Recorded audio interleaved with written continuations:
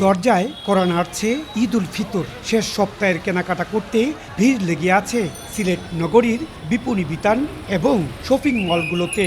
বৈরী আবহাওয়া উপেক্ষা করেই কেনাকাটা শেষ করছেন নগরবাসী।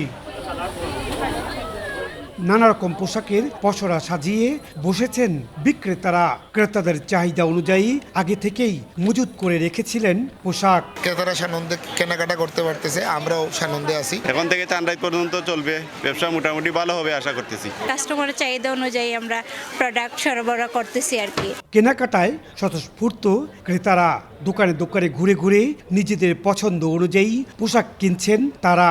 এক এক মার্কেটে এক এক রকম দাম, সব মার্কেটে আসলে প্রায় সমান না। কেনাকাটা সপ্তাহ শেষ, এখন অলরেডি টুকিটাকি কসমেটিক্স রয়েছে, ওগুলা কিনলাম আর কি। দাম মোটামুটি ভালো নিয়ন্ত্রণে আছে। ঈদের বাজারে অপরাধ দমনে বিশেষ ব্যবস্থা নিয়েছে মেট্রোপলিটন পুলিশ।